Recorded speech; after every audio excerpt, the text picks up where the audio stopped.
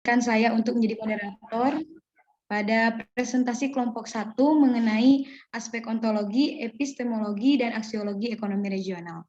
Untuk mengefektifkan waktu, mungkin saya langsung serahkan kepada kelompok 1 untuk pemaparan materinya.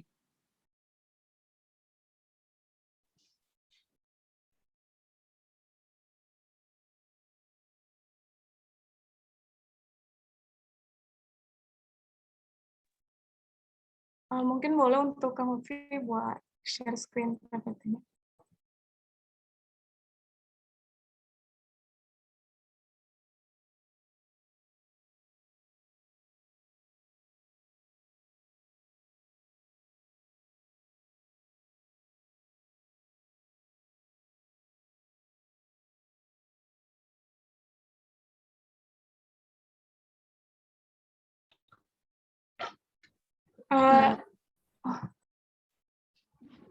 Oke, baik. Assalamualaikum warahmatullahi wabarakatuh. Kami dari kelompok 1 yang terdiri dari Dia Lutfi Basyasya dengan NIM 1905973, dengan saya sendiri dengan NIM Dwinanda Ramayanti dengan NIM 1900111, dan Hairunisya Lutfia Kuroto Aini dengan NIM 1907670, dan Lutfi Rahman Hidayat dengan NIM 1903825. Selanjutnya, adapun rumusan masalah yang akan kami bahas, yaitu yang pertama ada bagaimana aspek ontologi dalam ilmu ekonomi regional, yang kedua itu adalah bagaimana aspek epistemologi dalam ilmu ekonomi regional, dan yang ketiga itu adalah bagaimana aspek aksiologi dalam ilmu ekonomi regional. Selanjutnya, next. Yang pertama yang akan saya bahas itu adalah aspek ontologi ekonomi regional. Nah, ontologi itu berasal dari bahasa Yunani yang terdiri dari dua kata, yaitu on atau being dan logos atau logic. Jadi, ontologi itu ialah the theory of being for being, atau teori tentang keberadaan sebagai keberadaan. Jadi dapat disimpulkan bahwa ontologi itu adalah ilmu yang membahas tentang hakikat dari segala sesuatu yang ada, atau cabang filsafat yang mempelajari tentang status realitas nyata atau semu, apakah pikiran itu nyata atau sebagainya. Nah, maka dari itu diperlukanlah suatu makna ontologi dalam ilmu ekonomi regional secara atas dalam kehidupan manusia gitu. Nah, agar ilmu ekonomi regional itu dapat menjadi pembelajaran terbaik tentang pentingnya makna dari ekonomi regional bagi seluruh aspek kehidupan manusia. Next. Nah, di sini ada pengertian ekonomi regional. Apa itu ilmu ekonomi regional? Nah, ini tuh termasuk cakupan dari ontologi ekonomi regional. Ilmu ekonomi regional adalah suatu cabang dari ilmu ekonomi yang dalam pembahasannya itu memasukkan unsur perbedaan potensi satu wilayah dengan wilayah lain. Nah, ilmu ekonomi regional itu termasuk cabang ilmu ekonomi yang bisa dibilang relatif baru, sehingga banyak yang mempertanyakan apakah ilmu ekonomi regional itu dapat dipandang sebagai suatu cabang ilmu atau tidak gitu ya, seperti ekonomi moneter, ekonomi internasional, ekonomi pertanian, dan sebagainya. Nah, agar suatu cabang ilmu itu dapat dikatakan bisa berdiri sendiri, maka cabang ilmu tersebut tuh harus memiliki kekhususan.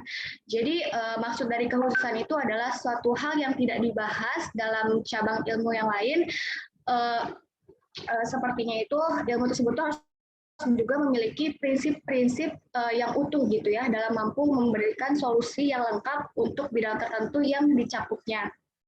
Nah, pada dasarnya ada dua kekhususan yang dimiliki oleh ilmu ekonomi regional. Yang pertama itu adalah ilmu ekonomi regional ini menekankan analisisnya pada unsur tempat atau space yang selama itu diabaikan oleh ilmu ekonomi tradisional. Nah, itu menyebabkan ekonomi regional itu sering sekali gitu ya dinamakan sebagai spatial economic. Nah, unsur tempat ini dapat muncul dalam dua bentuk. Yang pertama itu ada homogeneous region atau disebut juga wilayah homogen. Nah, untuk analisa yang bersifat makronya itu. Dan untuk nodal region atau wilayah fungsional untuk analisis yang bersifat mikronya. Nah, kekhususan yang kedua itu karena ilmu ekonomi regional itu memfokuskan analisis pada suatu tempat di daerah tertentu, maka dalam memecahkan suatu masalah tidak dapat dipungkiri gitu bahwa analisisnya itu akan mencakup bidang ilmu lainnya seperti ilmu politik, sosiologi, pertanian, dan lain-lain. Nah, oleh karena itu kita bisa menyimpulkan bahwa pada hakikatnya ilmu ekonomi regional itu bersifat multidisiplin ilmu yang berdimensi ruang atau region seperti desa, kecamatan, kabupaten, ataupun provinsi. Nah, dengan adanya ilmu ekonomi regional ini digunakan untuk menganalisis suatu wilayah yang bertujuan untuk mengembangkan ataupun meningkatkan kesaling ketergantungan antara interaksi antara sistem ekonomi atau ekonomi sistem, manusia atau masyarakat, atau sosial sistem, dan juga lingkungan hidup dan juga sumber daya alam atau ekosistem yang ada di dalamnya. Jadi dapat disimpulkan bahwa di sini ekonomi regional secara khusus memiliki tata ruang kegiatan ekonomi atau ilmu yang memiliki alokasi geografis daripada sumber-sumber yang langka yang pengaruhnya itu terhadap lokasi berbagai macam usaha ataupun kegiatan baik secara ekonomis maupun sosial. Selanjutnya,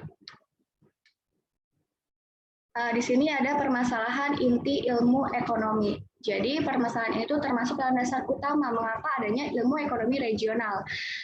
Nah, persoalan pokok ilmu ekonomi klasik itu mencakup 4 hal. Untuk persoalan poin yang 1 dan juga 3 itu merupakan pendapat dari Samuel Sloan pada tahun 1995. Yang pertama itu ada what commodities shall be produced and in what quantities. Jadi artinya itu adalah barang apa sih yang harus diproduksi dan berapa banyak gitu barang itu untuk diproduksi. Nah, hal itu biasanya berkaitan dengan kekuatan permintaan ataupun penawaran yang ada di dalam masyarakat. Mungkin dari kita semua juga udah nggak begitu asingnya mengenai permintaan dan juga penawaran ini. Terus yang kedua itu ada how shall goods be produced, yang artinya itu adalah bagaimana barang itu diproduksi dan oleh siapa barang itu diproduksi. Nah, hal itu berkaitan dengan pilihan teknologi yang digunakan untuk menghasilkan barang tersebut dan siapa saja sih yang berperan dalam menghasilkan barang tersebut dan apakah ada pengaturan dalam pembagian peran itu. Nah, untuk peran pelakunya sendiri itu terdiri dari negara dan juga masyarakat, yaitu ada orang pribadi, koperasi, perusahaan swasta dalam negeri, perusahaan swasta asing, BUMN, dan juga lainnya. Terus untuk yang ketiga itu ada for whom are goods to be produced, artinya itu adalah untuk siapa dan bagaimana pembagian hasil dari kegiatan memproduksi barang tersebut gitu.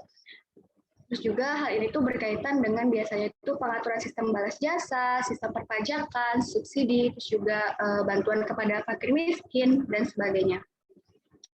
Terus untuk yang keempat ini itu merupakan pendapat dari Domar pada tahun 1946, terus juga ada Harrod dari tahun 1948, ada Sholo itu pada tahun 1959, dan juga Swan pada tahun 1960.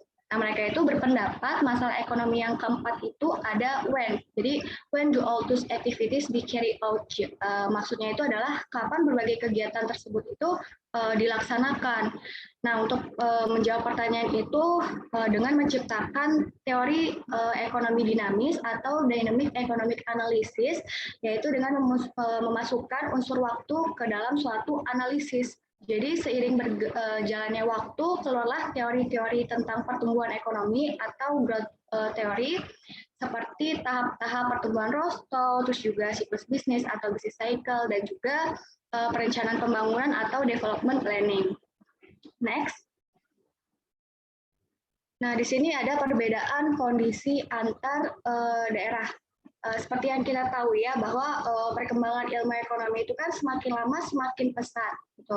Namun ada beberapa pertanyaan yang belum terjawab gitu oleh para ahli ekonomi.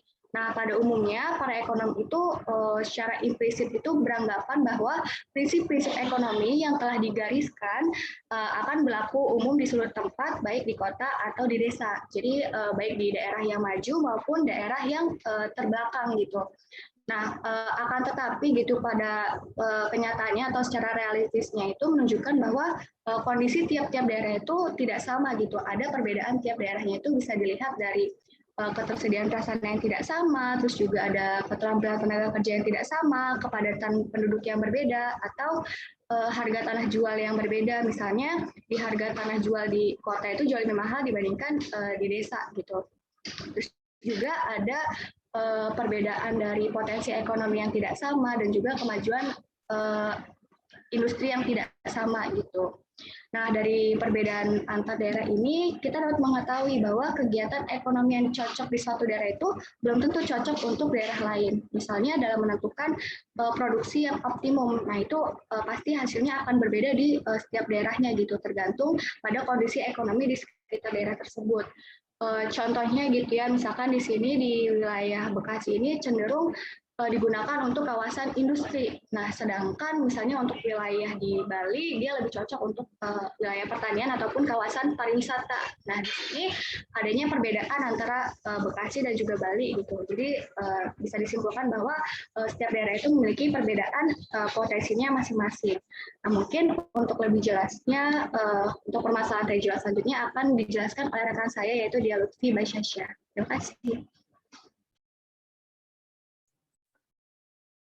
Ya, baik. Selanjutnya, persoalan utama ya yang dibahas dalam ekonomi regional adalah menjawab pertanyaan, where do all those activities should be carried out, di mana lokasi dari berbagai kegiatan tersebut, dan why, alasan mengapa hal itu menjadi pilihan.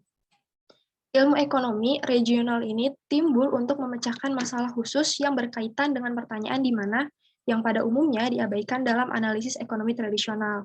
Hal ini menyebabkan teori yang disampaikan dalam ilmu ekonomi regional pun berbeda dengan teori-teori yang muncul pada ekonomi terdahulu. Meskipun istilah seperti demand, supply, growth itu sebagainya masih tetap digunakan. Maka ilmu ekonomi regional memiliki kekhususan yang tidak dibahas oleh cabang ilmu lain dan memiliki prinsip yang mampu menjelaskan bidang tersebut secara menyeluruh sehingga dapat dianggap berdiri sendiri. Perlu dijelaskan bahwa setiap pertanyaan sebelumnya perlu dilengkapi dengan pertanyaan why, yaitu mengapa hal itu perlu dilakukan, karena setiap tindakan atau pilihan perlu disertai dengan alasan mengapa hal itu menjadi pilihan. Dengan begitu, lengkaplah ilmu ekonomi regional untuk menjawab pertanyaan why, where, dan why. Lalu tujuan utama ilmu ekonomi regional itu adalah untuk menjawab pertanyaan di wilayah mana suatu kegiatan sebaiknya dipilih dan mengapa bagian wilayah itu menjadi pilihan. Namun perlu dicatat bahwa dalam menentukan lokasi, ilmu ekonomi regional hanya mampu menunjuk atau memberi arahan sampai batas di wilayah mana atau di bagian wilayah mana, tetapi tidak sampai menunjuk kepada tempat kegiatan. Untuk sampai ke sana dibutuhkan bantuan ilmu-ilmu lain seperti ilmu daya dukung lahan, teknik sipil, atau teknik arsitektur. Next, selanjutnya. Selanjutnya adalah keterkaitan ilmu ekonomi regional dengan cabang ilmu lain.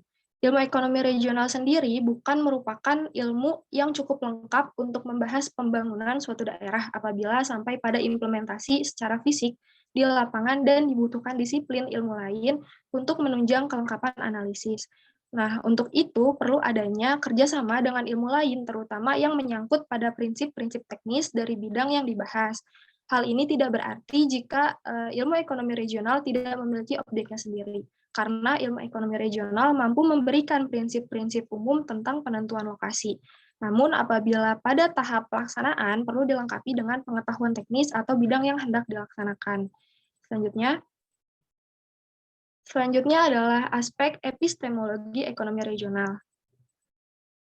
Epistemologi pada hakikatnya membahas tentang filsafat pengetahuan yang berkaitan dengan asal-usul sumber pengetahuan, bagaimana memperoleh pengetahuan metodologi, dan kesahihan atau validitas pengetahuan tersebut. Epistemologi atau teori pengetahuan adalah cabang filsafat yang berurusan dengan hakikat dan lingkup pengetahuan, pengandai-andaian, dan dasar-dasarnya, serta pertanggungjawaban atas pernyataan mengenai pengetahuan yang dimiliki, menurut Hamlin 1967. Maka epistemologi dalam ilmu ekonomi membahas tentang asal mula atau sumber, struktur, metode, dan validitas ilmu ekonomi. Nah, persoalan yang diangkat dalam epistemologi ilmu ekonomi adalah bagaimana manusia dapat mengetahui ilmu ekonomi, dari mana suatu ilmu ekonomi berasal, dan bagaimana mengetahui kebenaran tentang ilmu ekonomi. Dalam pembahasan kali ini mengambil materi tentang ekonomi regional yang masalah utamanya menyangkut tentang delineasi suatu wilayah atau penggambaran hal penting dengan garis dan lambang, misalnya tentang peta, kayak gitu. Next. Masuk ke sejarah ekonomi regional. Di sini ada timeline sejarah ekonomi regional. Nah, sejarah analisis ekonomi regional dapat ditelusuri dari risalah pada tahun 1755 dari Richard Cantillon. Cantillon meneliti hubungan kota-kota dengan pedesaan di sekitarnya. Kota-kota yang lebih kaya terletak di daerah yang memiliki lahan pertanian yang lebih produktif. Maka jika petani menghasilkan produk surplus dalam jumlah besar, kota-kota pun akan ramai dengan aktivitas ekonomi. Lalu pada tahun 1826, model penggunaan lahan pertanian, yaitu Johann Heinrich von Thunen, disebutkan secara singkat dalam prinsip ekonomi Alfred Marshall tahun 1892. Nah, model penggunaan lahan pertanian tersebutlah yang membentuk dasar untuk semua model lahan perkotaan saat ini. Lalu pada tahun 1885, matematikawan Carl Wilhelm Friedrich Leonhard mempelopori analisis tentang hubungan antara penggunaan tanah dan sewa tanah yang disebut fungsi sewa tawaran. Dia juga mengeksplorasi konsep analisis area pasar dan kurva permintaan spasial. Dan yang terakhir, pada Agustus tahun 1944, yaitu Losch, memperluas jaringan ini dengan karyanya tentang ekonomi lokasi, di mana ia mengembangkan model formal area pasar untuk melengkapi sistem kota Kristaller. Nah, sampai saat ini, para ahli ekonomi regional masih memiliki pandangan yang berbeda tentang materi apa saja yang termasuk ke dalam kategori ilmu ekonomi regional, atau dari mana mulai membicarakan isi dari ilmu tersebut. Apakah memulainya dari ilmu ekonomi yang umum, yang ada kaitannya dengan pengaturan kebijakan di daerah, atau hanya membicarakan materi yang spesifik terkait dengan wilayah. Nah, yang jelas ilmu ekonomi regional ini tidak mungkin dibahas lepas dari induknya, yaitu teori ekonomi umum, terutama cabang ekonomi makro dan ekonomi pembangunan. Namun tidak wajar juga gitu apabila seluruh materi teori ekonomi umum dimasukkan ke dalam materi ilmu ekonomi regional. Materi selanjutnya akan disampaikan oleh rekan saya, Nisha. Mangga dipersilakan. Nah, ya. Lanjut ke bagian ruang lingkup dari ekonomi regional. Nah, yang pertama itu ada perbedaan antara ilmu ekonomi regional dengan ilmu ekonomi pembangunan. Jadi sebenarnya ilmu ekonomi regional dan ilmu ekonomi pembangunan ini mempunyai sasaran yang sama gitu teman-teman, yaitu mencari langkah-langkah yang perlu ditempuh untuk meningkatkan kemakmuran di masyarakat. Akan tetapi keduanya memiliki beberapa perbedaan signifikan. Yaitu yang pertama ada ilmu ekonomi pembangunan itu kurang membicarakan perbedaan atau hubungan antar bagian wilayah, sedangkan untuk ilmu ekonomi regional itu mengutamakan bahasan tentang perbedaan atau hubungan antar wilayah. Nah, yang kedua itu objek dari ilmu ekonomi pembangunan itu mencakup seluruh wilayah dari suatu negara, sedangkan untuk ilmu ekonomi regional itu biasanya hanya membicarakan bagian tertentu saja dari wilayah suatu negara. Yang ketiga, perbedaannya itu bahwa ilmu ekonomi pembangunan banyak berisikan teori-teori murni atau positive science, dan untuk ekonomi regional sendiri itu lebih banyak berisikan tentang rumus-rumus aplikasi atau normative science. Nah, yang kedua itu ada perbedaan fungsi berbagai disiplin ilmu dalam perencanaan pembangunan. Sebenarnya tadi sudah disinggung sedikit oleh Dwinanda ya. Jadi memang dalam praktiknya semua disiplin ilmu itu bekerja sama untuk mengambil keputusan, dan inisiatif awal dapat berasal dari perencanaan wilayah yang merasa perlu membangun proyek di suatu lokasi. Namun untuk membuat studi mendalam tentang proyek, jadi para ekonom dan disiplin ilmu lain tuh akan turut serta memberikan masukannya, dan awalnya itu dapat dimulai dari masing-masing disiplin ilmu. Setelah itu perlu pertimbangan perencanaan wilayah untuk melihat kaitan proyek dengan berbagai kegiatan lain yang sedang atau akan direncanakan. Hanya saja dengan bekerja sama yang baik antar berbagai disiplin ilmu akan dapat menghasilkan gitu rencana baik yang akan memberi kemakmuran kepada seluruh masyarakat dalam jangka pendek maupun jangka panjang. Nah, yang ketiga itu hal-hal yang dicakup dalam ekonomi regional. Kebetulan juga sudah disindir tadi oleh dia bahwa sampai saat ini gitu para ahli ekonomi regional masih memiliki pandangan yang berbeda tentang materi apa saja yang termasuk dalam ekonomi regional. Dan dari mana sih harus memulai untuk membicarakan dari ilmu tersebut?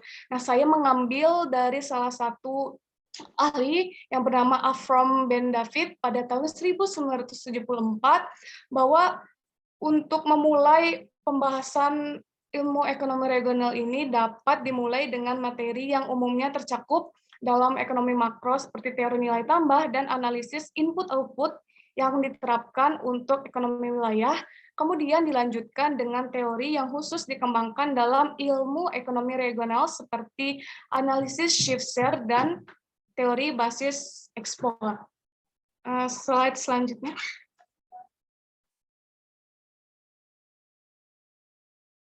Selanjutnya yaitu ke pembagian wilayah. Jadi suatu wilayah idealnya memang terbagi atas dua kategori utama, yaitu fungsional atau bisa disebut wilayah operasional dan wilayah administratif atau wilayah politik itu.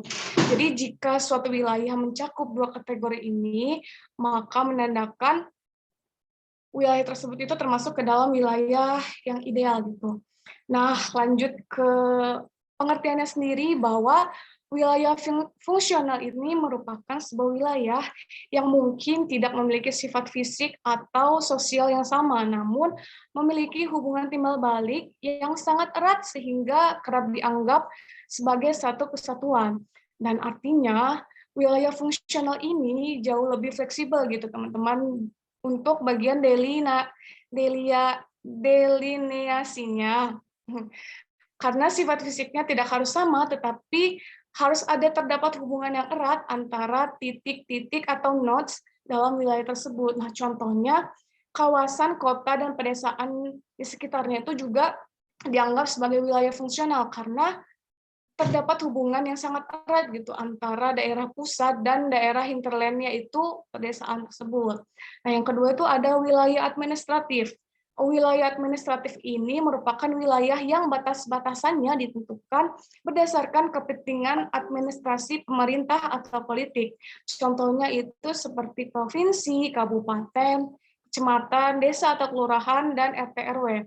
Dan lebih populernya lagi, penggunaan pengertian tersebut yang sudah dijelaskan tadi, itu terkait dengan dua faktor gitu. Yang pertama itu dalam kebijaksanaannya dan rencana pembangunan wilayah diperlukan tindakan-tindakan dari berbagai badan pemerintah. Dengan demikian lebih praktis apabila pembangunan wilayah didasarkan pada suatu wilayah administrasi yang telah ada. Dan yang kedua, wilayah yang batasnya ditentukan atas suatu administrasi pemerintah itu lebih mudah gitu dianalisis karena sejak lama pengumpulan data dari berbagai bagian wilayah berdasarkan pada suatu wilayah administrasi tersebut.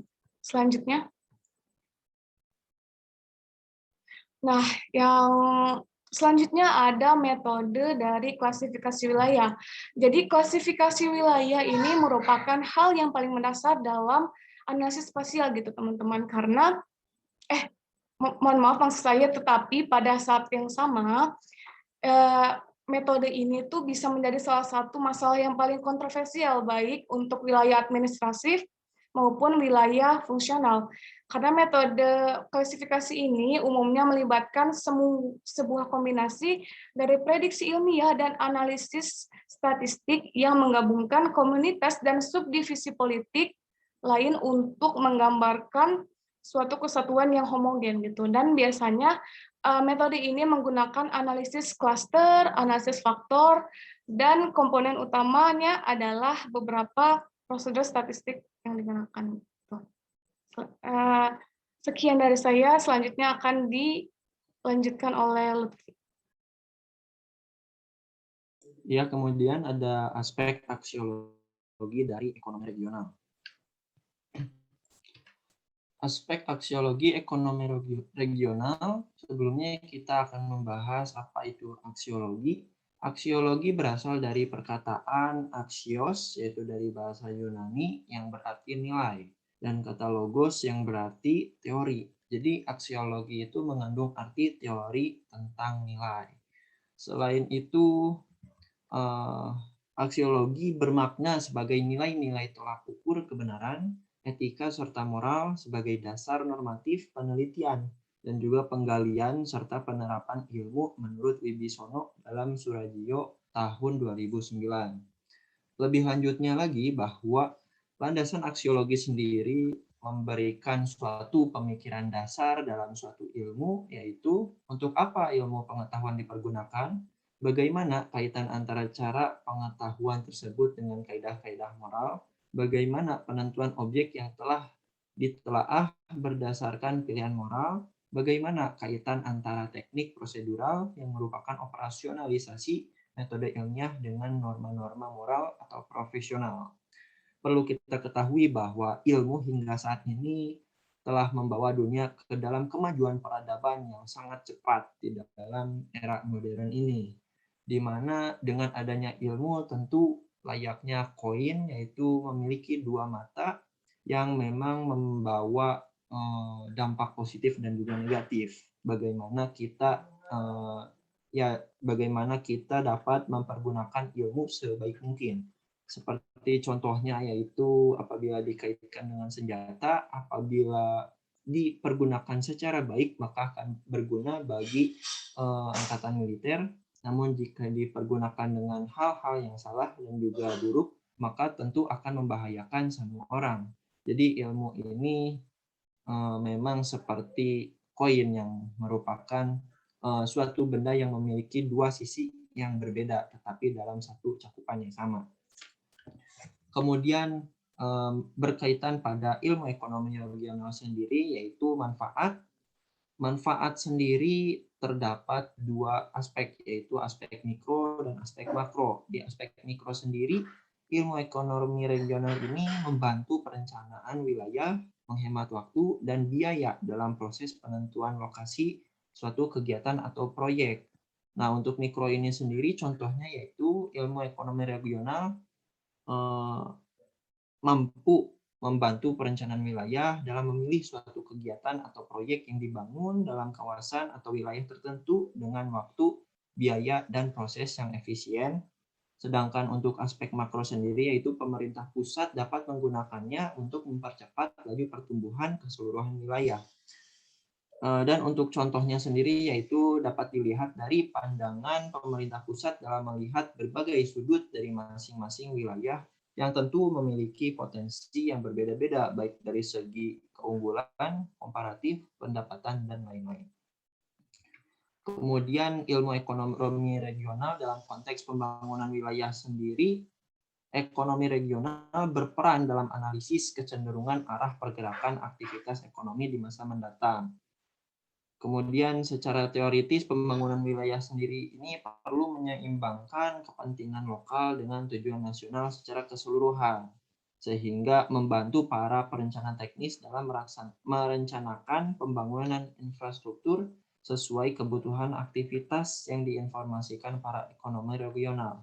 Jadi pada poin yang pertama yaitu bahwa kerjasama menjadi kunci dalam keberhasilan penempatan pembangunan wilayah di ruang yang benar dan tepat. Kemudian ilmu ekonomi regional sendiri memerlukan unsur ilmu ekonomi, potensi wilayah, sosial, politik, sistem prasarana, dan lingkungan hidup dalam melaksanakan pembangunan wilayah. Seperti yang sudah disebutkan oleh rekan saya di awal, yaitu bahwa ilmu ekonomi regional yaitu bersifat relatif baru dan merupakan multidisiplin ilmu yang memang pada hakikatnya ilmu ekonomi regional ini tidak bisa berdiri sendiri, perlu adanya bantuan, dorongan, topangan dari disiplin ilmu lainnya. Kemudian ilmu ekonomi regional sendiri memiliki keterbatasan, yaitu tidak dapat menentukan lokasi konkret site secara spesifik.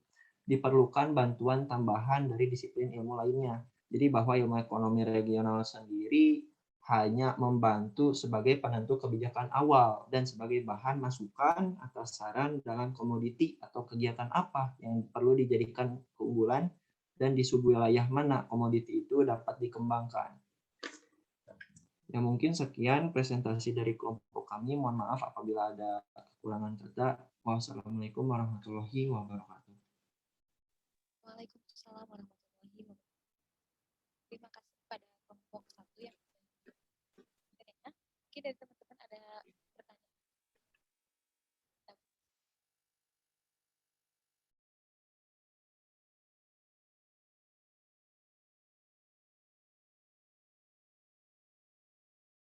Boleh, El. Iya, boleh.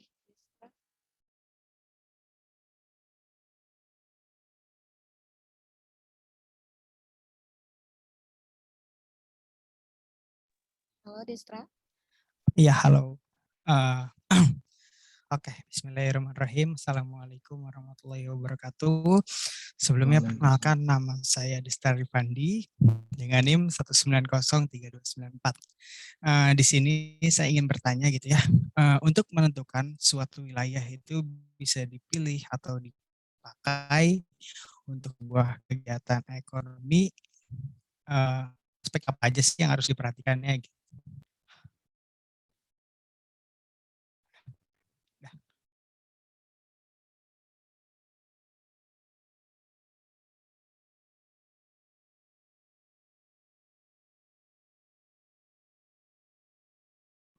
Halo Destra. Halo. Boleh diulangi suaranya tadi sempat terputus. Oh iya. Jadi untuk menentukan suatu wilayah itu bisa dipakai untuk sebuah kegiatan ekonomi, aspek apa aja sih yang harus diperhatikan dalam ekonomi regional? Oke, bagaimana untuk kelompok 1 dapat ditangkap nggak pertanyaannya? Langsung dijawab atau mau ditampung dulu?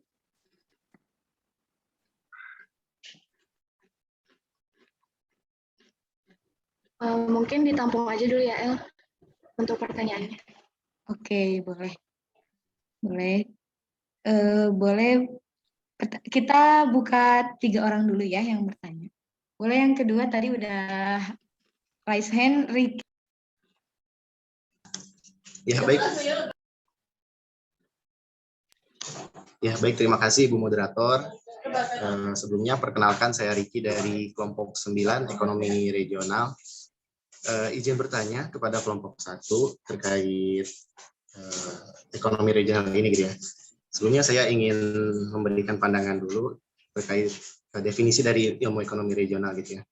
Ilmu ekonomi regional merupakan cabang ilmu ekonomi yang membahas mengenai pelaksanaan kegiatan ekonomi dengan menitik beratkan pada dimensi tata ruang atau spasial. Seperti itu yang saya pahami terkait ekonomi regional.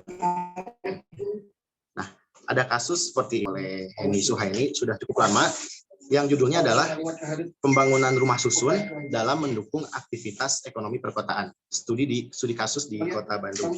Nah, konsep dasar dari pembangunan rumah susun ini adalah penataan ruang yang menghasilkan kualitas lingkungan perkotaan yang sehat dengan penggunaan lahan yang efisien.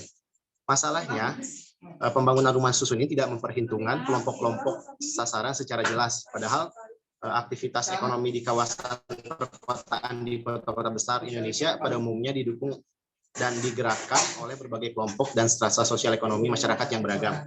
Nah, pada penelitian ini penulis mengidentifikasi struktur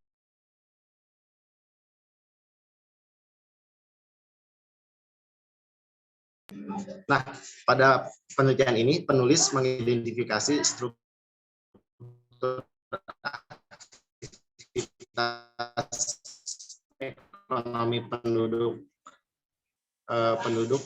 mayoritas pola aktivitas ekonomi perkotaan serta pembangunan rumah susun yang seperti apa yang dapat mendukung aktivitas ekonomi perkotaan tersebut. Nah, hasil dari kajian atau penelitian ini menunjukkan bahwa ternyata aktivitas yang dominan penduduk kota Bandung bergerak di sektor perdagangan dan industri pengolahan, terutama industri pengolahan skala rumah tangga sektor non formal. Nah, oleh sebab itu pembangunan rumah susun sebaiknya diarahkan secara terintegrasi untuk mendukung dan mengakomodasi kebutuhan ruang sebagai unit hunian dan sebagai ruang ekonomi produktif perkotaan di Kota Bandung. Nah, pertanyaannya adalah apakah kebijakan pembangunan rumah susun ini jika dilihat dari sisi ilmu ekonomi regional apakah sudah tepat, baik itu secara teori ekonomi regional, baik itu secara tadi disebutkan juga ya terkait fungsi wilayah gitu dan juga manfaat. Bagaimana? pertanyaannya. Oke, baik. Jadi inti dari pertanyaan Ricky tadi, bagaimana gitu sudut pandang dari ekonomi regional mengenai kasus dari rumah susun tadi ya? Gitu, Ki? Iya, Ya, betul oke. sekali. Oke, siap. Boleh mungkin satu pertanyaan lagi, tadi yang duluan raise hand, Asep ya. Mohon maaf, Farid, dipending dulu berarti ya. Mangga, Asep. Ya, Assalamualaikum warahmatullahi wabarakatuh. Suaranya kedengeran nggak, TL? Ada. Oke. Menurut pandangan kelompok Nisa dan teman-teman yang lainnya, kan tadi disebutkan bahwa cakupannya tuh masih terdapat beberapa pendapat yang memang berbeda gitu, sehingga masih banyak perbedaan sudut pandang begitu ya para ahli ekonomi berkenaan dengan ekonomi regional ini gitu. Nah, mengapa gitu menurut pandangan kelompok mengapa bisa terjadi perbedaan sudut pandang itu gitu? Apakah ini merupakan sebuah bentuk bahwa disiplin ilmu atau ilmu itu berkembang atau bagaimana gitu? Kegambar gak TL dan teman-teman kelompok? Oke, mungkin dari kelompok 1 udah bisa ditangkap dulu gak pertanyaan dari Asep? Iya, mungkin yang saya tangkap dari pertanyaan Asep itu mengapa di setiap ahli ekonomi itu memiliki pandangan yang berbeda gitu ya mengenai esensi dari ilmu ekonomi regional sendiri, betul bukan? Iya, apakah itu tuh bentuk sebuah berkembangnya ilmu gitu ataukah bagaimana gitu? Iya. Baik. Oke. Ya, terima kasih. Assalamualaikum warahmatullahi wabarakatuh. Waalaikumsalam warahmatullahi wabarakatuh.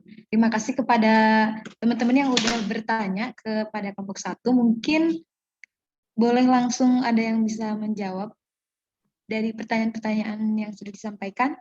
Ya, El. Ya, Izin menjawab. Ya, mangga. Ya, untuk pertanyaan Destra gitu ya. Apa sih aspek yang dipelajari dari ekonomi regional ini sendiri? Sebelumnya tadi ya saya sudah disinggung di presentasi akhir bahwa ilmu ekonomi regional sendiri berperan sebagai penentu kebijakan awal, ya juga sebagai prinsip umum dan juga bahan masukan atas saran dalam komoditi atau kegiatan apa yang perlu dijadikan unggulan dan di subwilayah mana komoditi itu dapat dikembangkan. Jadi IR sendiri memiliki keterbatasan, yaitu tidak dapat menentukan lokasi konkret site secara spesifik. Jadi untuk aspek dari ilmu ekonomi regional sendiri yaitu prinsip secara umum yaitu di dalam biaya dan juga proses. Dan juga apabila pembangunan wilayah sendiri berlanjut ke dalam hal yang lebih spesifik, maka para ekonom regional sendiri perlu melakukan kerjasama dengan berbagai ahli untuk mempelajari aspek-aspek seperti contohnya kondisi kesesuaian lahan dengan komoditi yang ingin dikembangkan. Selain itu juga bisa memerlukan unsur ilmu ekonomi dan seperti aspek potensi wilayah, kemudian ada aspek sosial, aspek politik, aspek sistem prasarana, dan aspek lingkungan hidup. Jadi dapat disimpulkan bahwa ilmu ekonomi regional sendiri mencakup aspek-aspek yang bersifat umum, yaitu aspek biaya dan juga aspek proses. Mungkin seperti itu. Oh iya, terima kasih Kang Lutfi. Bagaimana Destra, ada tanggapan terlebih dahulu? Ya, udah cukup TL. Oke, siap. Terima kasih Lutfi. Boleh mungkin dari teman-teman yang lainnya untuk menjawab pertanyaan selanjutnya. Baik, di sini saya akan mencoba menjawab dari pertanyaan Ricky ya. Tadi kan Ricky inti dari pertanyaan itu apakah kebijakan pembuatan rumah susun itu sudah cocok atau belum gitu ya apabila dikaitkan dengan ekonomi regional dan fungsi wilayah dan juga manfaatnya. Nah, seperti yang kita tahu, tujuan dari pembuatan rumah susun itu kan digunakan untuk adanya keterbatasan lahan gitu. Misalkan di suatu kota itu kan minimnya lahan yang luas gitu ya. Jadi mungkin dari segi pemerintah itu membuat rumah susun ini bertujuan untuk memanfaatkan adanya keterbatasan lahan ini dan juga apa ya, pemanfaatan lain itu dapat menekankan koefisien dasar bangunan. Nah, namun dapat menampung lebih banyak jumlah penduduk. Jadi dengan adanya batasan lahan tersebut diharapkan bisa menampung beberapa jumlah penduduk gitu untuk wilayah perkotaan. Seperti itu, Riki. Mungkin kalau misalnya ada tambahan dari yang lainnya bisa ditambahkan. Boleh, jika ada tambahan dulu dari kelompok 1. Atau mungkin ada tanggapan dulu dari Riki.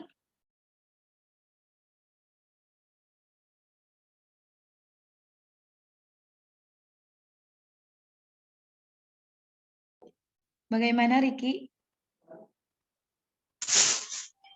Iya. Sebelumnya terima kasih untuk jawabannya gitu ya. Terkait pembangunan rumah susun ini gitu ya. Jadi sudah terjawab juga oleh Alia tadi.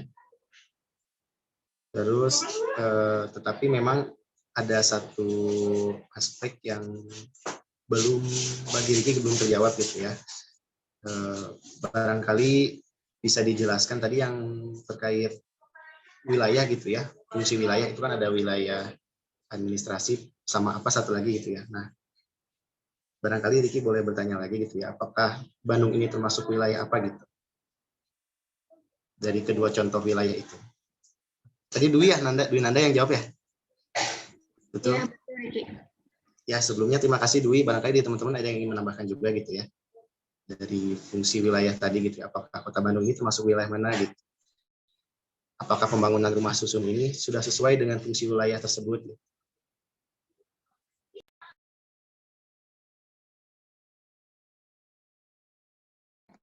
Ya, boleh dari teman-teman kelompok yang lainnya mungkin ya. Jika ada pendapat dan pandangan lainnya, dipersilakan.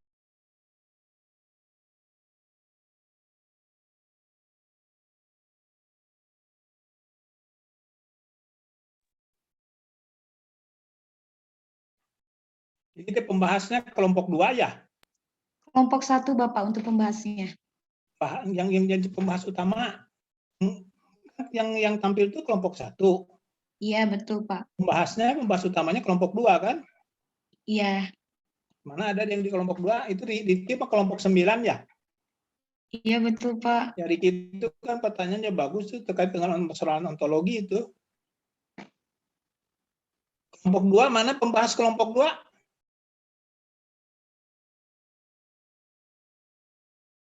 Kelompok 2 siapa yang pembahasnya?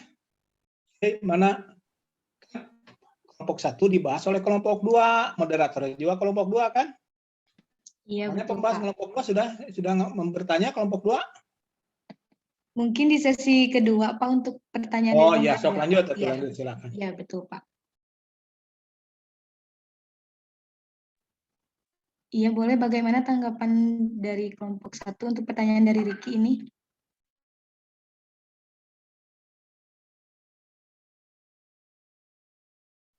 Ya, mungkin dari saya ada tambahan lagi ya mengenai tadi yang pertanyaan Riki, apakah Kota Bandung itu termasuk wilayah mana gitu. Nah, untuk Kota Bandung sendiri itu bisa dibilang termasuk wilayah fungsional gitu ya, dan bisa dibilang termasuk kota yang maju dibandingkan kota lainnya.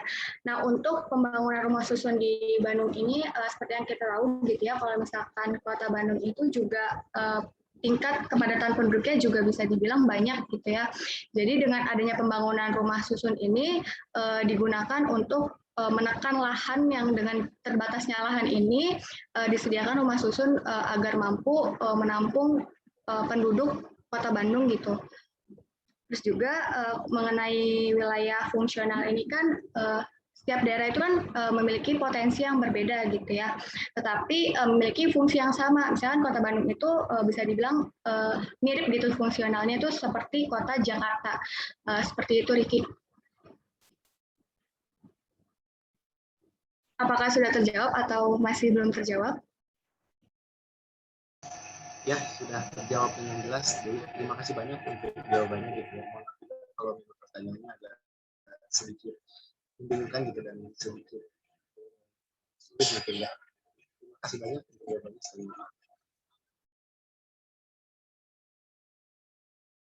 Iya, baik, terima kasih. Tadi pertanyaan dari Asep dijawab terlebih dahulu. Ya, saya izin menjawab ya, El ya. Ya, boleh, Nis. Jadi memang sesuai dengan pertanyaan Asep tadi, memang sampai saat ini gitu, para ahli ekonomi regional itu masih memiliki perbedaan pendapat tentang apa saja sih materi yang termasuk di dalam kategori ilmu ekonomi regional dan dari mana sih harus memulai membicarakan isi ilmu tersebut. Sebenarnya tadi udah dijelaskan ya oleh dia. Apakah misalnya memulai dari ilmu ekonomi umum atau kaitannya dengan pengaturan kebijakan di daerah atau hanya membicarakan materi yang spesifik terkait dengan wilayah atau apakah unit analisisnya itu hanya mencakup wilayah yang dapat dirinci atas sektor atau juga mencakup analisis kegiatan individual seperti teori lokasi atau cakupannya itu dalam geografi ekonomi gitu. Yang jelas sebenarnya ilmu ekonomi regional ini tidak mungkin dibahas lepas dari induknya, yaitu teori ekonomi umum gitu ya, yang terutama cabangnya dari ekonomi makro dan ekonomi pembangunan gitu. Nah, agar tergambar jelas gitu, kita misalkan gini, misalnya ada proyek yang akan dibangun dan masing-masing disiplin ilmu itu akan mengajukan pertanyaan berbeda yang mampu mereka jawab gitu. Misalnya para ekonom murni akan bertanya, apakah proyek itu layak untuk dibangun? Dan seorang ahli ekonomi wilayah akan bertanya, apakah proyek itu perlu dibangun? Dan kalau ya, di wilayah mana sih atau di bagian mana sebaiknya proyek itu dibangun? Dan seorang perencana wilayah itu akan bertanya lagi, apakah proyek itu prioritas untuk dibangun? Dan seorang ahli teknik sipil itu akan bertanya lagi, apakah proyek yang dibangun itu berguna atau tidak? Dan kalau ya, di mana lokasi proyek itu sebaiknya dibangun gitu. Dan seorang ahli geografi itu bakal bertanya, mohon maaf, maksud saya, seorang ahli geografi ekonomi dan ahli ilmu teknis lainnya akan bekerja sama dengan perencana wilayah untuk menentukan lokasi dari proyek tersebut. Dan disiplin ilmu sosial lainnya, termasuk ilmu hukum dan ilmu lingkungan hidup, akan bekerja sama dengan para ekonom untuk membentuk apakah proyek itu akan layak dibangun atau tidak. Jadi sebenarnya apakah ilmu ekonomi regional itu selalu apa tadi kata Asep teh berkembang gitu, pasti iya gitu karena tercakup dari ilmu-ilmu lain gitu Asep, seperti itu.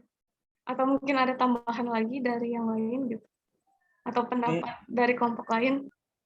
Jawabannya bisa dipahami. Nisa, terima kasih. Terima kasih, Telia. Oke, baik. Terima kasih Asep dan Nisa yang udah menjawab. Kita buka sesi tanya jawab yang kedua berarti ya. Mungkin boleh dikhususkan terlebih dahulu ke kelompok 2 ya, karena memang belum ada yang bertanya begitu ya. Boleh dari kelompok 2 itu ada Ais Sinta, Muhammad Raihan, dan juga Anissa Kusuma. Harus kelompok 2 kan pembahas utama. Iya, baik Bapak. Boleh Ais Sinta untuk pertanyaannya. Perkenalkan, saya Sinta Fitria dari kelompok 2. Izin bertanya, sebagaimana yang tadi telah disampaikan oleh kelompok 1, bahwasanya ekonomi regional ini lebih terfokus kepada wilayah yang memang memiliki potensi yang besar gitu terhadap pembangunan dan perencanaan wilayah, sehingga pembangunan sendiri tidak optimal gitu untuk wilayah yang tertinggal. Nah, menurut kelompok 1 sendiri, bagaimana analisis mengenai hal ini? Gitu?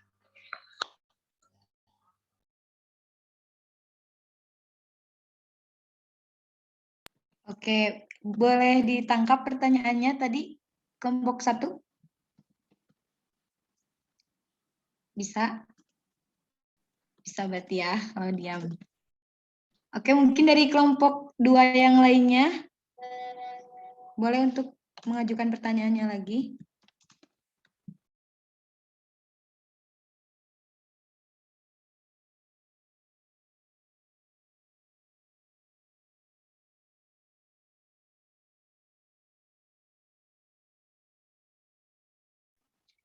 Kalau tidak ada, mungkin kita ke Parik ya Pak ya, karena Parik juga dari tadi sudah raise hand. Boleh Parik. Baik, terima kasih Ibu Moderator, Kak Elia. Bismillahirrahmanirrahim, perkenalkan nama saya Farid Rambudia. Nah, sebelumnya saya ucapkan terima kasih kepada kelompok 1 yang telah memaparkan materinya begitu ya, dengan sangat baik. Nah, sebelum saya ke pertanyaannya, mungkin saya sampaikan dulu cerita gitu ya, atau studi kasus atau kasusnya gitu ya. Jadi saya ini kan orang Bandung gitu ya, sering sepedahan gitu kan. Nah, saya tuh misalkan ke Setiabudi gitu ya, ke UPI gitu.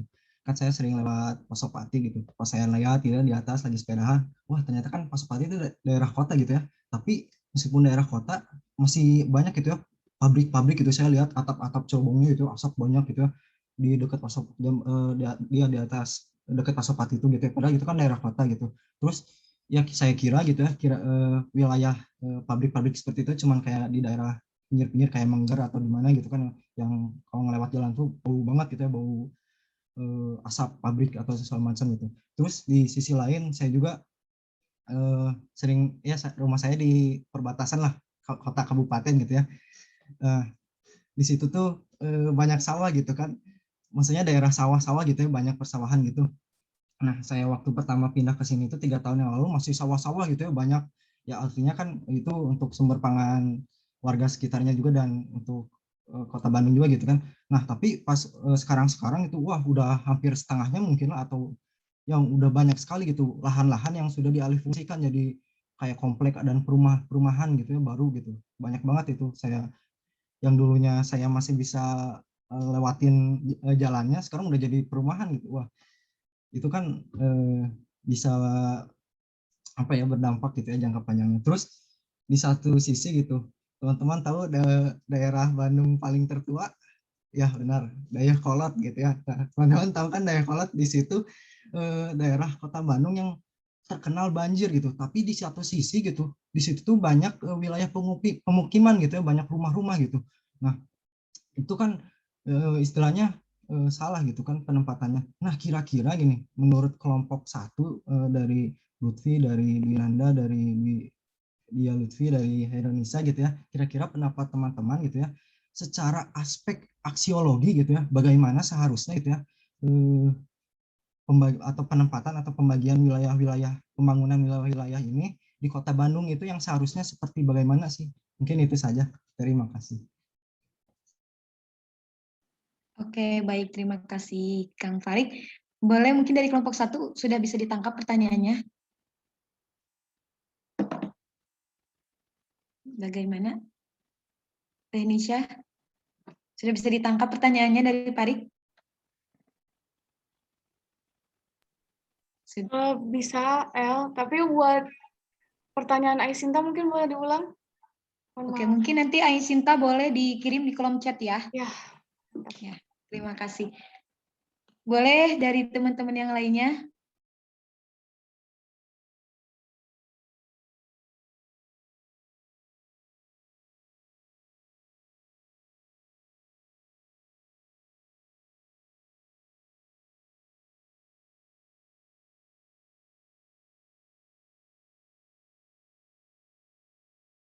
Mungkin dari aku ya, pertanyaan satu lagi sebagai perwakilan dari kelompok 2. Tadi kan kita lihat dari tujuan ekonomi regional sendiri gitu, yaitu untuk pengembangan masyarakat dan juga kualitas lingkungannya begitu. Nah, dari studi kasus yang tadi Riki udah kasih begitu ya teman-teman, nah bagaimana cara, menurut analisis teman-teman, bagaimana cara mengatasi hal tersebut, karena tadi yang disinggung itu yang saya dengar dari Riki itu pembangunan rumah susun itu ternyata tidak memprioritaskan orang-orang di sana, terutama dalam hal kesehatannya gitu. Apalagi orang-orang yang kecil gitu. Dalam hal ini berarti ekonomi regional ini lebih terfokus pada analisis yang memang menguntungkan gitu, program-program yang proyek-proyek yang menguntungkan begitu ya, dan tidak mempedulikan hal-hal yang kecil sebagaimana tadi tujuan utamanya kayak gitu. Mungkin bagaimana analisisnya dari kelompok 1 kayak gitu ya. Sudah 3 pertanyaan, boleh untuk dijawab terlebih dahulu atau membutuhkan waktu untuk diskusi?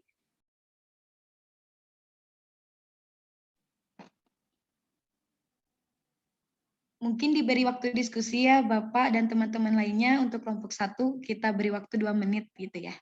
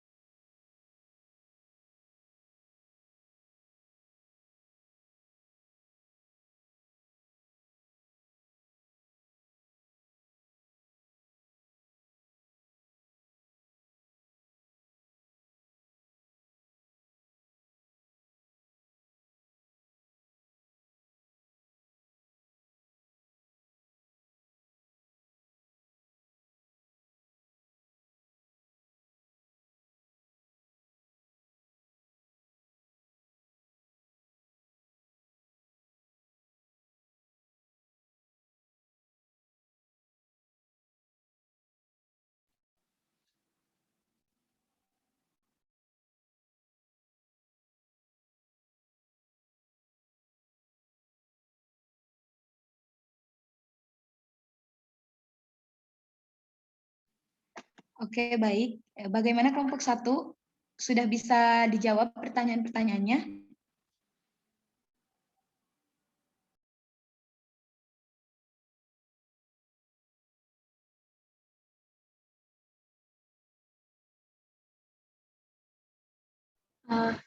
Ya El, di sini saya mau mencoba menjawab ya mengenai pertanyaan dari Farid yang mengenai yang tadi sudah dipaparkan gitu ya, mengapa waktu itu kan Kota Bandung itu lebih banyak wilayah pertaniannya ya, sawahnya gitu. Sementara sekarang ini banyak dibangunnya kayak misalkan komplek-komplek dan lain sebagainya gitu.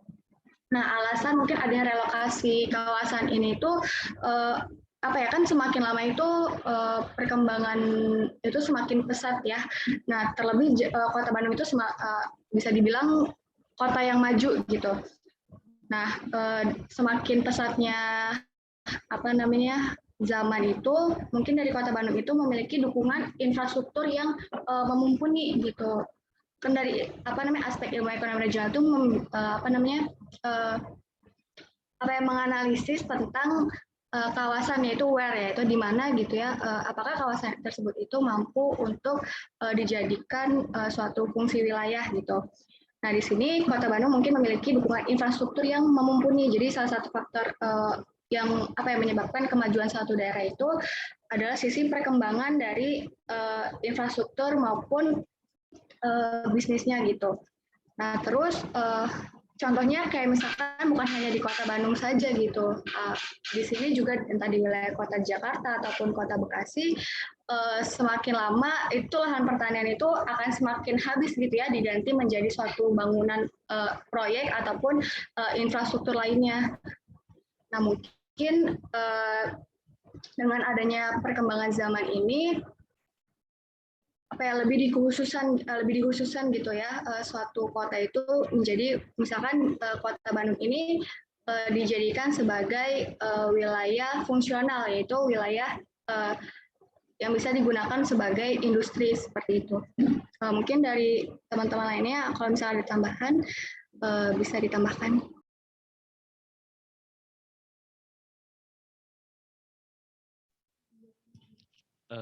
Sebelumnya saya izin memperluas lagi pertanyaan.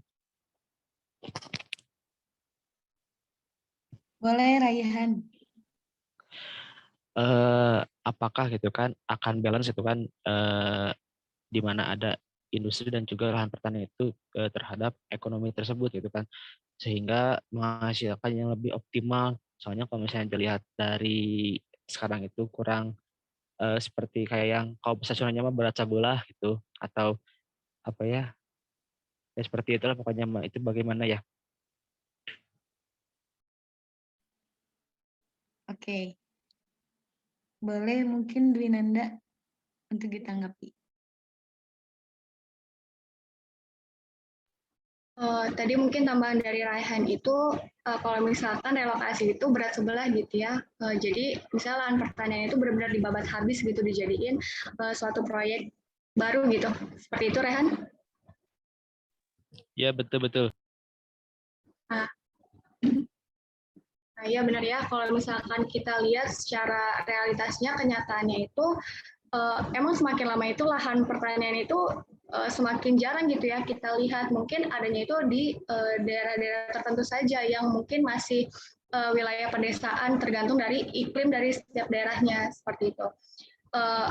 Nah, semakin lama itu kan apa ya, faktor iklim dan cuaca itu juga mempengaruhi dengan adanya kawasan pertanian ini gitu. Semakin lama semakin maju perkembangan gitu, ada yang namanya mungkin kalau misalkan di Kota Bandung itu sudah tidak cocok lagi gitu apabila dijadikan suatu kawasan pertanian, karena kan sudah dibangun lahan industri gitu ya. Apakah bisa gitu dengan adanya populasi, misalnya dari populasi udaranya dijadikan suatu lahan pertanian, itu kan justru malah mematikan lahan pertanian tersebut seperti itu. Jadi mungkin untuk yang relokasi ini tuh lebih dikhususkan lagi ya, tergantung dari wilayahnya, segi apa ya, potensi wilayah tersebut gitu. Seperti itu mungkin. Oke, baik. Terima kasih Dwinanda. Bagaimana Raihan dan Parik? Terima kasih atas jawabannya. Terima kasih atas jawabannya. Oke, berarti cukup ya. Boleh untuk pertanyaan kedua untuk dijawab.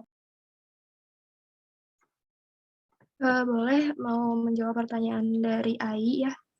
Ya, boleh. Pertanyaannya itu kan sebagaimana yang tadi disampaikan gitu. Kenapa ekonomi regional itu lebih terfokus kepada wilayah yang memiliki potensi besar. Jadi si wilayah yang nggak punya potensi itu malah tertinggal gitu ya. Kalau misalkan menurut kelompok kita, ada beberapa aspek gitu.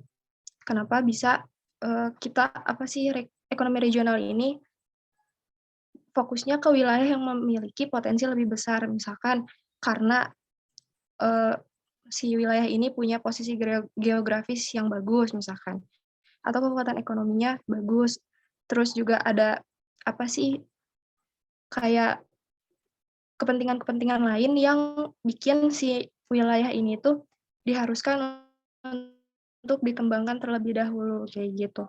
Bukan berarti wilayah yang nggak optimal ini nantinya tertinggal atau bagaimana, tapi pasti ada perencanaan-perencanaan terlebih dahulu untuk menentukan lokasi atau wilayah yang harus dibangun dalam kegiatan perekonomian kayak gitu.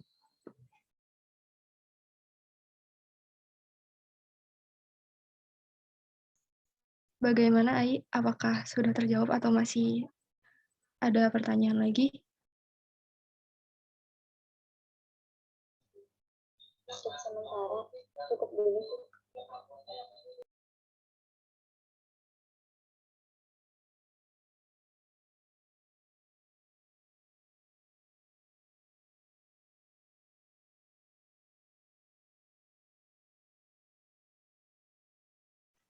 Itu suaranya kemana itu? Oke, baik. Terima kasih dia yang udah menjawab tadi pertanyaan dari Ai. Bagaimana Ai?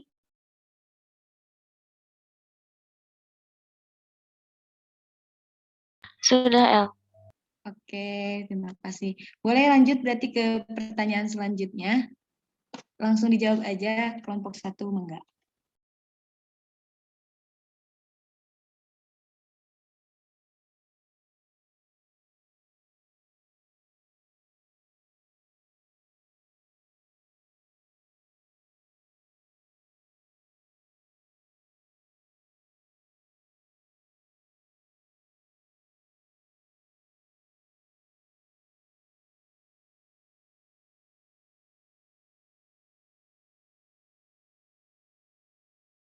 Mohon maaf untuk yang pertanyaan Elia, apa bisa diulang Elia?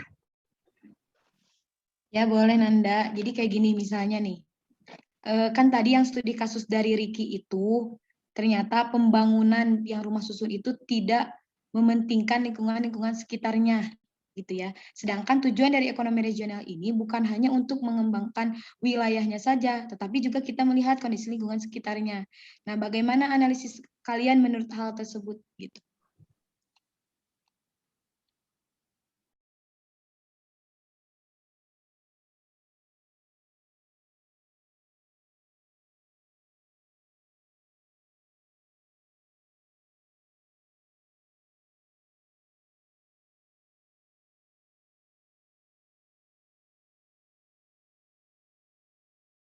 Karena kan kita lihat juga gitu dari makalah kalian disebutkan bahwa ekonomi regional ini harusnya apa ya, di mana ada pembangunan di situ tuh harusnya mendukung gitu orang-orang sekitar.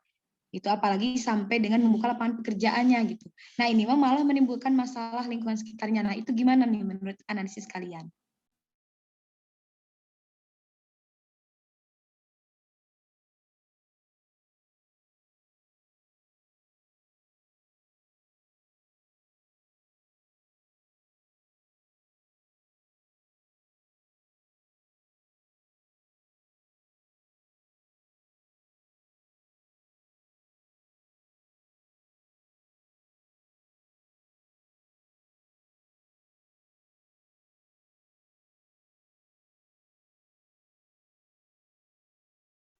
Bagaimana kelompok satu atau mungkin ada tanggapan dulu dari kelompok lain biar kita lebih interaktif gitu ya.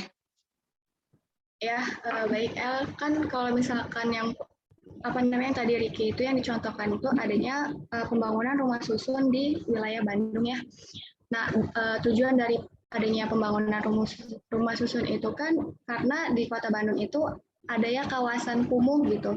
Pemukiman kumuh gitu. Jadi pemerintah Kota Bandung itu membuat suatu upaya ataupun solusi dengan membangun sebuah rumah susun gitu.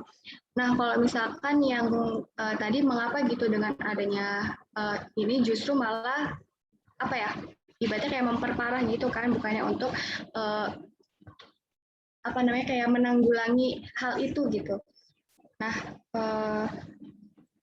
mungkin kalau misalkan itu dikarenakan kan ilmu ekonomi regional itu mereka hanya membahas mengenai kawasan itu di mana. Kalau misalkan untuk spesifiknya itu bisa dikaitkan dengan ilmu lain yang tadi yang sudah dijelaskan juga oleh Indonesia Lutfia ya, bahwa ekonomi regional itu juga tidak bisa apa ya hanya mengandalkan ekonomi regional dalam segi pembangunan saja gitu, tapi membutuhkan cabang ilmu lain dalam membangun suatu wilayah gitu. Nah mungkin pada saat merelokasi rumah susun tersebut itu belum adanya perencanaan yang matang gitu ya, dari dilihat dari berbagai aspek, entah dari aspek potensi ekonominya ataupun aspek dari kawasan pemukimannya, terus juga aspek dari pembagian lahannya dan lain sebagainya. Jadi apa ya, yang awalnya itu niat pembangunan itu digunakan untuk menanggulangi kawasan rumah kumuh tersebut, namun ternyata pembangunan tersebut justru tidak efisien gitu ya dengan adanya rumah susun tersebut. Nah, kembali lagi mungkin dari segi perencanaan pembangunan tersebut yang kurang melihat dari segi aspek pembangunan kawasan yang lebih lanjutnya atau lebih dalamnya, seperti itu El. Ya baik, terima kasih Nanda untuk jawabannya ya, dapat diterima. Oke teman-teman, karena udah dibuka 2 sesi pertanyaan, kita tutup berarti pertanyaannya ya. Kita sampai dengan 14.40 sebelum kita tutup perkuliahan. Elia serahkan dulu kepada Pak Kusnendi. Mangga Bapak. Baik, terima kasih. Cukup bagus ya. Ini kan baru yang pertama ya. Baru yang pertama sudah hidup ya, bagus lah. Tepuk tangan dulu ya buat kelompok 1 ya. Oke ya. Mudah-mudahan berikutnya akan lebih hidup lagi. Cuma memang tadi ya yang tajam, pertanyaan-pertanyaan yang tajam itu dari Ricky ya, bagus sekali, itu terkait dengan persoalan aksiologi. Aksiologi itu kan nilai guna, manfaat ya. Banyak sekali yang lebih bersifat kasuistik. Memang betul jawaban Anda ya, bagus sekali bahwa ilmu dari aspek ontologi kan terkait dengan objek studi ya.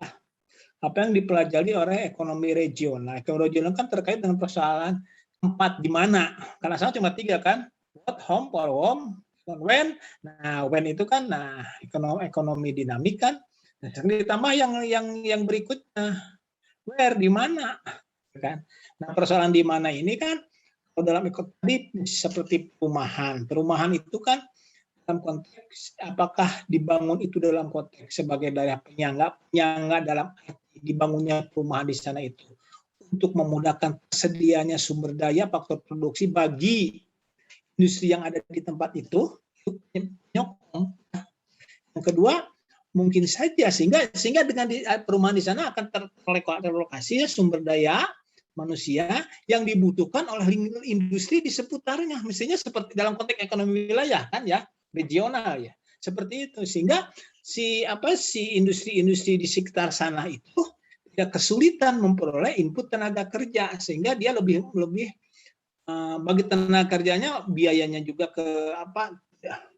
kosnya ya tidak terlalu dalam konteks misalnya kos ke tempat kerja tidak terlalu mahal. Samping itu juga mungkin ya ini mesti dikaji lebih lanjut.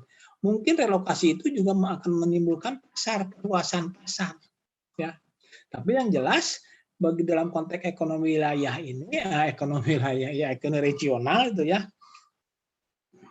penggunaan ruang itu mestinya dipikirkan dalam konteks apakah ruangan di sana itu bisa mensupport ya, mensupport aktivitas ekonomi di daerah tersebut atau tidak, sehingga ekspor kalau ekonomi regional itu kan bisa saja kabupaten ngekspor ke kabupaten lain. Nah, begitu loh ekspornya itu ya, sehingga basis ekonomi di wilayah itu betul bisa disupport dengan adanya kepindahan relokasi itu. Dan memang tidak bisa hanya oleh satu ekonomi regional saja jawabannya, tapi juga melalui perencanaan wilayah ya. Misalnya bagaimana kalau dengan terjadinya banjir, nah ekonomi regional kan tidak bisa menjawab itu. Ya. Kumalamun banjir, kumalamun, nah ada gempa dan sebagainya. Oke, cukup bagus ya, mudah-mudahan yang berikutnya penampilan kedua bisa lebih meningkat lagi, lebih hidup lagi. Cuma sayang barusan pembahasannya di kelompok 2 adem-adem saja ya. Mestinya kencang ya kalau ngebahas ya. Oke. Ini cukup sekian ya. Saya juga sudah lelah sekali ini dari pagi ya. Oke, berita acaranya tolong dibuat ya. Ini direkam kan? Direkam Pak. Direkam Pak. Direkam ya. Tolong berita acaranya dibuat ya. Mudah-mudahan minggu depan juga. Kelompok 2 ya, minggu depan ya. Iya betul Kelompok 2 dengan pembahas yang berikutnya adalah kelompok 3 moderator dan pembahasnya. Jadi dari sekarang dibaca bukunya ya, makalah ini dibahas nanti ke kelompok 2, kelompok berapa? Kelompok 3 ya. Nanti yang pertama membahas itu yang kelompok 3. Oke, cukup saja hari ini, cukup sekian ya. Terima kasih. Saya juga cukup puas sekali, cukup puas mendengarkannya, tidak ngantuk, mengikuti dengan seksama diskusinya. Bagus sekali ya, sudah mau hidup. Mudah-mudahan ke depan lebih hidup, minggu depan lebih hidup lagi. Sekian aja, terima kasih. Wassalamualaikum warahmatullahi wabarakatuh. Salam. Waalaikumsalam warahmatullahi wabarakatuh. Foto dulu. Mana foto dulu? Mana foto dulu? Foto dulu, sip. Siapa fotonya siapa? Bilang komando 1, 2, 3. Boleh Pak, sama saya Pak. 1, 2, 3. Slide 2. Sebentar. Sudah? Halaman berikutnya? Ya Pak. Di grup? Ya, slide sudah? 2 halaman-halamannya? Ya, ini yang slide 2 Pak. 1, 2, 3. Oke, kirim di grup ya? Ya Pak. Oke, terima kasih. Wassalamualaikum warahmatullahi wabarakatuh. Salam. Waalaikumsalam warahmatullahi wabarakatuh. Terima kasih Pak. Terima kasih Pak.